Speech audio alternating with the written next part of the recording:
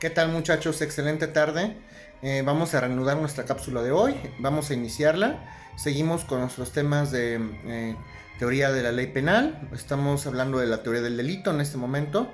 Derecho penal 1. Ya terminamos teoría de la ley penal. Estamos estudiando la teoría del delito. Y recuerden que en la última sesión de lo que hablamos fue justamente de los aspectos positivos y negativos del delito. En esta ocasión vamos a reanudar nuestras cápsulas.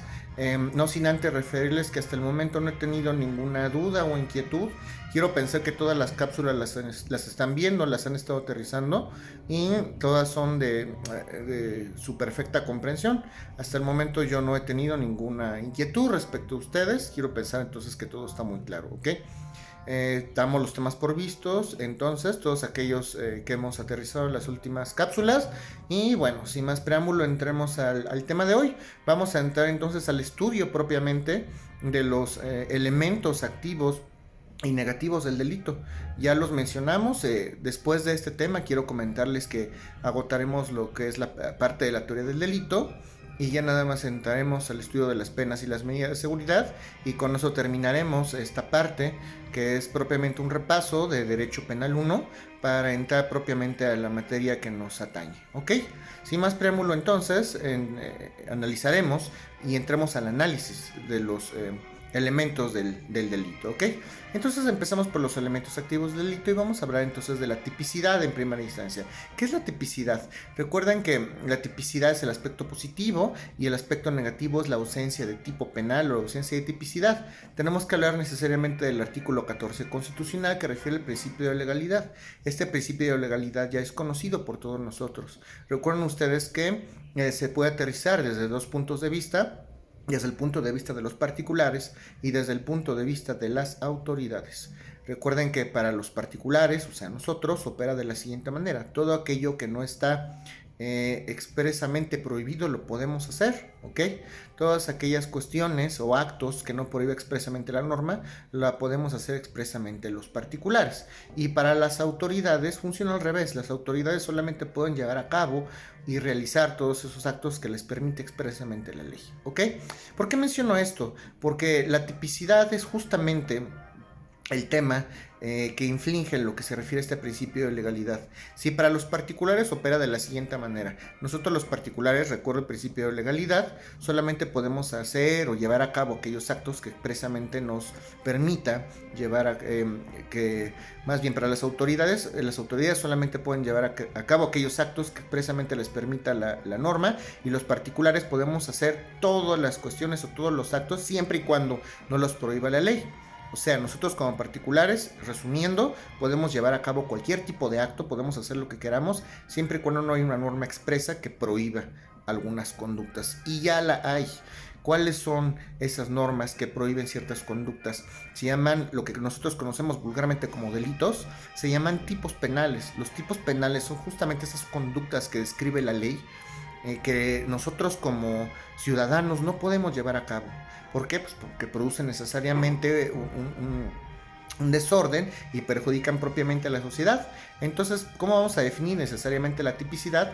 A la tipicidad la vamos a definir como la descripción legal del delito. Esa es adecuación de la conducta cometida por el agente a la descripción de la ley penal, ¿ok? Eso es la tipicidad, es la descripción legal del delito.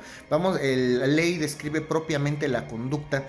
¿Sabes qué? Tú no puedes privar de la vida a una persona, y ese es un acto o una conducta que está prohibido. Ese es justamente el principio de legalidad, o la excepción o el freno que a nosotros como particulares nos impone el principio de legalidad. Podemos hacer aquello que queramos siempre y cuando no lo prohíba.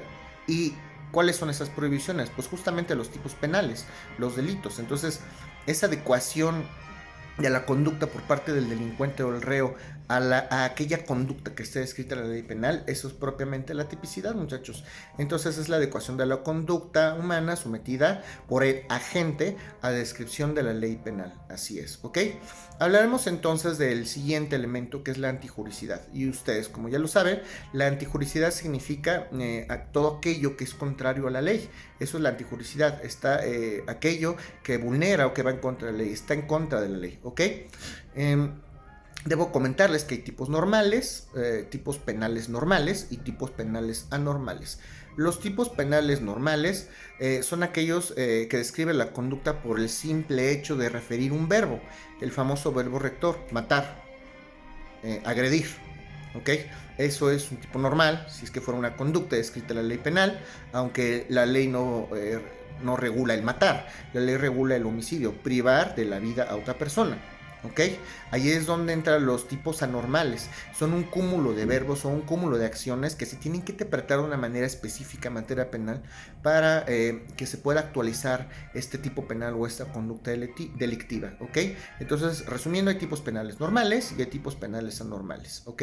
Los tipos penales normales son aquellos a los que se refiere el verbo rector, y los anormales son aquellos que tienen que referir necesariamente una serie de conductas, analizándolas al caso concreto, para que podamos hablar de una tipicidad adecuadamente, ¿ok?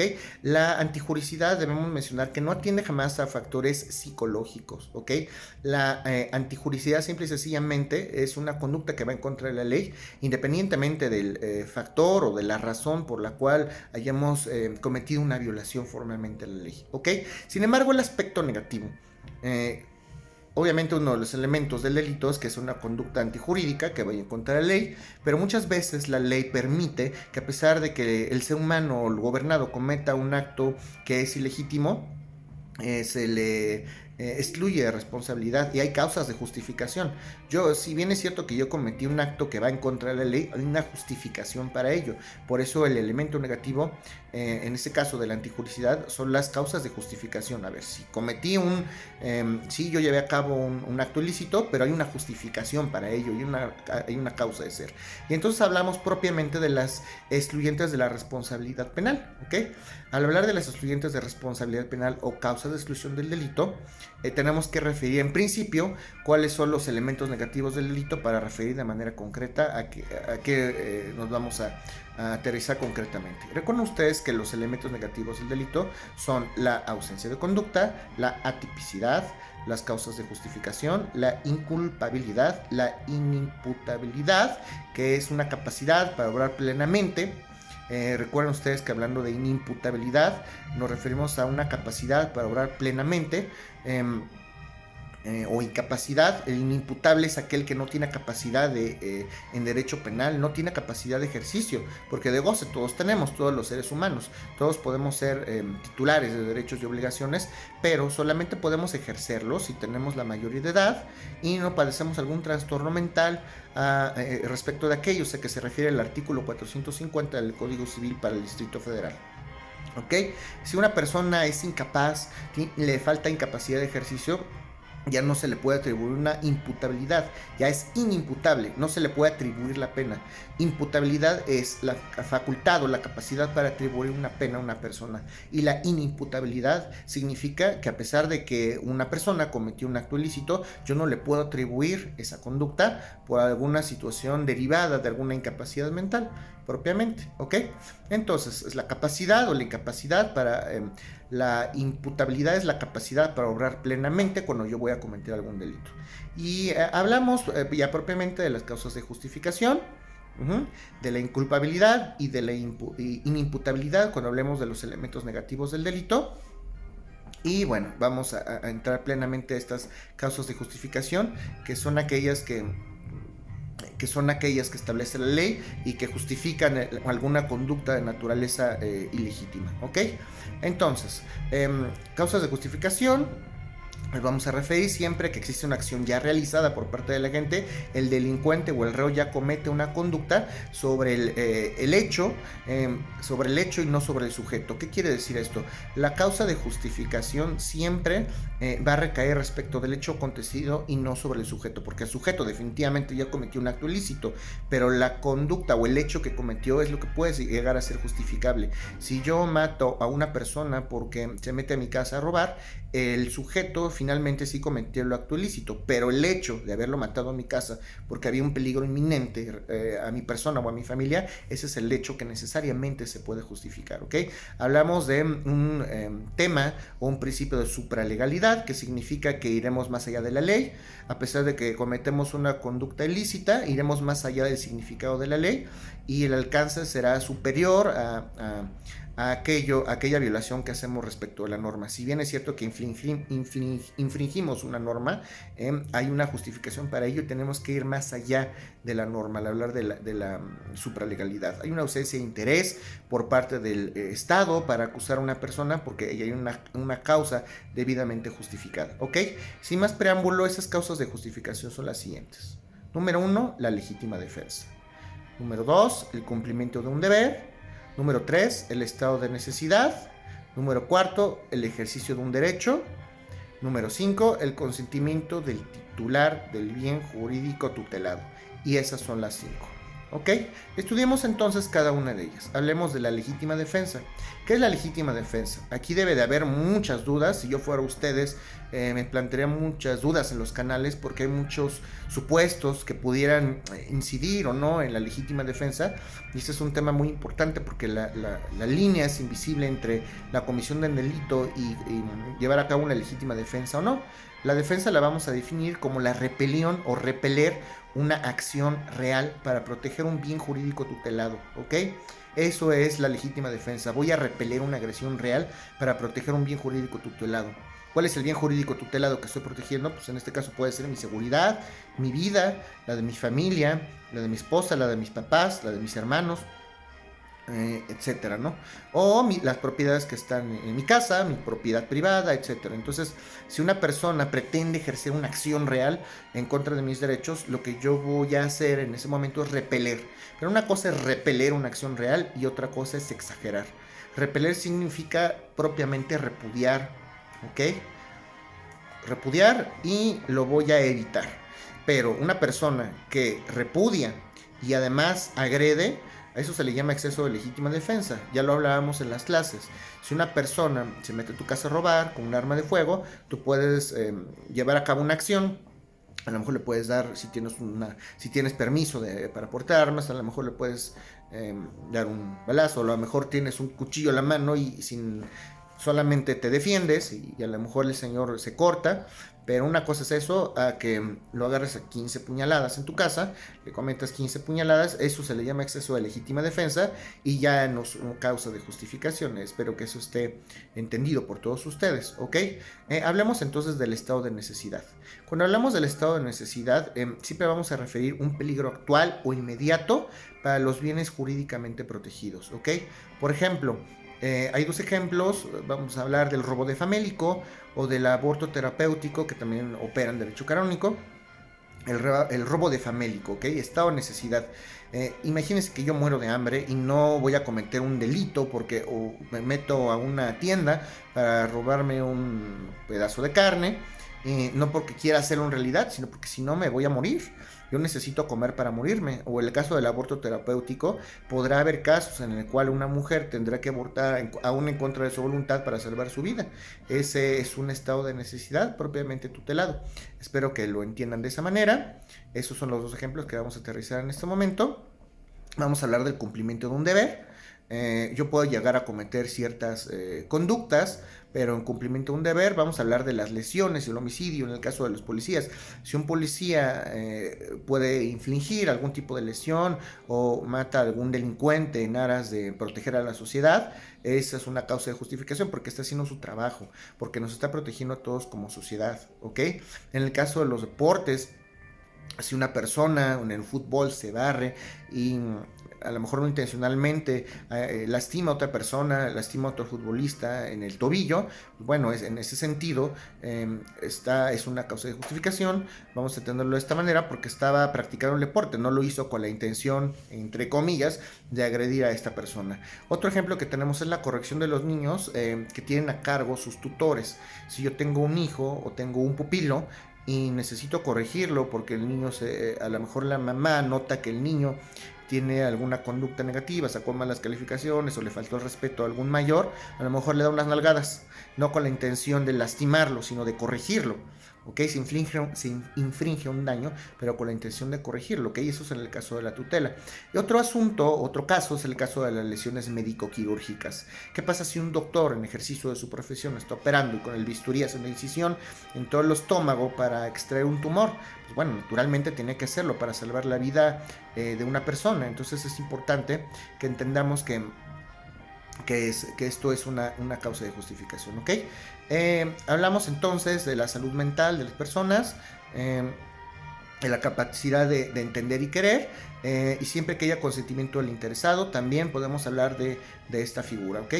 Cuando hay, en el caso del cumplimiento de un deber o el cumplimiento, o sea, imagínense el cumplimiento de un deber, si una persona consiente un acto que posiblemente le pudiera causar algún tipo de daño, ¿ok? En ese momento pues también se le atribuye como una causa de justificación, ¿ok? Hablemos entonces de la imputabilidad. Esto es un tema importante. ¿Qué es la imputabilidad? La imputabilidad como elemento activo del delito es esa facultad o ese requisito o esa figura en materia penal, es ese requisito o elemento activo del delito que permite adecuar la conducta descrita en la ley penal a una persona. Es imputable, se le atribuye, esa conducta es atribuible o no a esta persona. Eso significa ser imputable o imputabilidad. ¿Qué tan atribuible o no es la conducta cometida a una persona? ¿Okay? O el delito cometido. Yo te voy a imputar a ti una responsabilidad penal porque te peleas en la calle, el delito de riña. ¿Qué tan imputable es a ti esa conducta? Si es imputable, si se te puede atribuir esa conducta, si te estabas peleando en la calle, eso es imputabilidad. Hablemos entonces de la culpabilidad, siguiendo en este tema de la imputabilidad, y la culpabilidad significa el conocimiento y voluntad. Vamos a hablar de dos elementos cuando hablemos de culpabilidad. Yo tenía conocimiento del acto al momento en que lo voy a llevar a cabo y además ejerzo mi voluntad, ¿ok? Yo sí quería defraudar a esta persona y me robé un cheque porque mi intención era obtener a través del engaño un beneficio, ¿ok? Entonces, claro que hubo voluntad, yo sabía perfectamente lo que estaba haciendo y lo llevé a cabo. Entonces, la culpa es atribuible porque había voluntad y además conocía perfectamente las consecuencias y sabía que era malo esto. Hablamos de un entender y de un querer. Yo entiendo perfectamente la conducta que voy a llevar a cabo y además quiero hacerlo, lo deseo y llevo a cabo esa conducta, exteriorizo la conducta. Recuerden ustedes que el derecho regula el comportamiento externo del hombre. Yo puedo tener en mi mente la idea de querer defraudar a una persona, pero si no defraudo a una persona, quedará en mi mente y jamás exteriorizaré esa conducta y no puede ser objeto de estudio o de aplicación de una norma en ningún sentido, ¿ok? Espero que esto lo entiendan. Entonces, de entender y querer, hablando de culpabilidad, son dos verbos muy importantes, ¿ok? Capacidad en derecho penal, esto es importante. ¿Qué tipo de capacidad tengo yo en derecho penal? Recuerden que hay dos tipos de capacidad, la de goce y de ejercicio, ya lo habíamos platicado. La capacidad de goce es aptitud para ser titular de derechos y obligaciones, y la capacidad de ejercicio es esa capacidad para poder ejercitar mis derechos que se adquiere por regla general. Ya no hay emancipación, ya se abrogó del Código Civil o se derogó del Código Civil, y cuando tengo la mayoría de los 18 años, por la general, si no tengo una enfermedad mental, yo puedo tener ya, o ser titular de esa capacidad de ejercicio, ¿ok? Esa posibilidad condicionada por la salud mental y el desarrollo del autor para obrar, según el justo conocimiento del desarrollo del autor, ¿ok? Me refiero a la imputabilidad, a eso que estamos llamando imputabilidad. Esa justa capacidad para obrar que tiene la persona se llama culpa, ¿ok? ¿Qué tan atribuible es una culpa o no para mí? ¿Ok? Yo puedo ser culpable si se acredita con elementos suficientes en una carpeta de investigación, que yo conocía perfectamente las circunstancias, las entendía y aún así exterioricé mi voluntad para hacerlo, ¿ok? Yo exterioricé mi capacidad y llevé a cabo una serie de maquinaciones para llevar a cabo esta acción, y entonces esa culpa ya se atribuye, ¿ok? Entonces, vamos a hablar entonces de esta capacidad para obrar, que es el justo conocimiento del deber existente y todo aquello que posee al momento de cometer el delito, las condiciones psíquicas exigidas, abstractas e indeterminadamente por la ley para poder desarrollar sus conductas socialmente. Hablamos de una imputabilidad, ¿ok?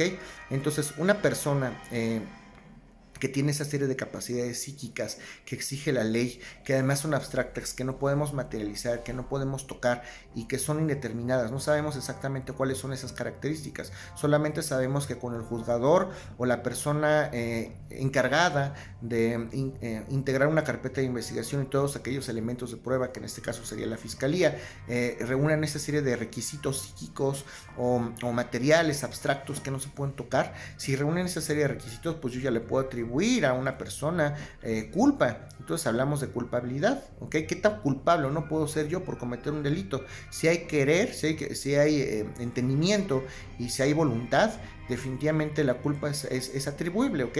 Ese es el tema, ¿ok? Todo aquel que posee al momento de la comisión del delito esas características abstractas e inminentes para cometer el delito, se puede decir que es culpable, ¿ok? Al momento de cometer el delito, necesito estar lúcido, necesito estar en mis 5 sentidos, necesito tener capacidad de goce, tener capacidad de ejercicio y hablemos entonces de la responsabilidad. Vamos a hablar de la responsabilidad de una vez por todas, porque no es lo mismo la responsabilidad civil que la responsabilidad administrativa a la responsabilidad penal, ¿ok? Pero ¿qué es entonces la responsabilidad? Porque la responsabilidad penal, todos aquellos que escuchamos este término responsabilidad penal, entendemos que una persona puede ser capaz de asumir consecuencias por aquellos actos que ejecuta y vamos, si violento el contenido de una ley penal, necesariamente voy a ser acreedor a una sanción. Podemos definir a la responsabilidad como una situación jurídica en que se encuentra el individuo imputable de dar cuentas a la sociedad por un hecho que realiza o por un hecho realizado, ¿ok? Eso es la responsabilidad. Vamos a repetirlo. Es una situación jurídica en que se encuentra el individuo imputable de dar cuentas a la sociedad por un hecho realizado. Es su responsabilidad. Y penalmente, obviamente, si el sujeto está en posibilidades de responder penalmente por un hecho que cometió, será atribuible una responsabilidad penal. Quiero que quede muy clara la diferencia entre culpabilidad e imputabilidad, ¿ok? La culpabilidad entonces es entender, saber y entender que estoy llevando a cabo una conducta y la exteriorizo y por eso se me puede atribuir culpa. O más bien, imputabilidad. La imputabilidad se refiere a esa característica o qué tan atribuible o no es esa conducta a una persona, qué tan atribuible o no es la comisión del delito a una persona, ¿ok? Finalmente vamos a hablar de una serie de acciones que se llaman acciones librae in causa. Así se les conoce, acciones librae in causa. Librae in causa se escribe en latín, librae in causa.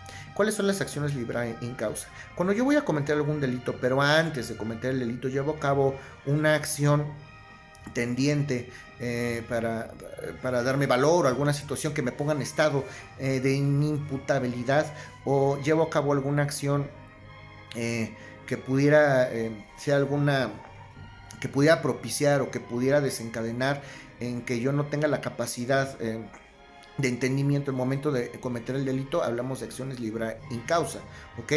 Por ejemplo, yo quiero matar a una persona, nunca he matado y tengo que tomar valor y a lo mejor me voy y me tomo una botella de alcohol o me drogo para poder tomar valor, y en ese momento, cuando ya estoy drogado, cuando estoy alcoholizado, en ese momento no estoy consciente, no estoy en pleno uso de mis facultades mentales, soy inimputable, yo mismo propicié esa situación y consecuentemente cometo el delito, ¿ok? Librae in causa, ¿ok? Al momento de que yo, antes de que yo cometa un ilícito o un delito o un tipo penal, antes de eso yo llevo a cabo una serie de acciones para que pueda desencadenar en una inimputabilidad a mi persona, ¿ok? Si yo obviamente no estoy en mis 5 sentidos, no seré juzgado de la misma manera. Recuerden ustedes que la inimputabilidad es un aspecto negativo del delito. Entonces las acciones librae in causa pudieran hacer las veces de excluyentes de responsabilidad. Si yo llevo a cabo alguna acción en ese sentido, para que yo sea inimputable, voy a drogarme antes de cometer un delito, no me pueden juzgar de la misma manera, ¿ok? Entonces, con esto terminamos la clase de hoy, terminamos esta sesión, muchachos, y seguramente la próxima, yo espero que la próxima terminemos de estudiar, si no es en la próxima, es en la que viene, 1 o 2 sesiones más, terminamos este breve repaso de Derecho Penal 1, y ya podemos entrar propiamente a la materia que necesitaban ustedes o que necesitamos abocar en horas clase, pero no podemos avanzar si no tenemos estos conceptos. Estamos a punto de entrar propiamente al objeto de la materia, vamos a terminar ya el repaso de derecho penal y estos conceptos son muy importantes, son los más fundamentales. Por favor, les voy a pedir que si tienen alguna duda, ya saben, me la hagan saber por los canales, ya saben, el chat, WhatsApp, correo electrónico o claro, ¿no? Y sigo a sus órdenes, espero que sus casas estén bien y sin más que decirles, me despido, tengan una excelente tarde.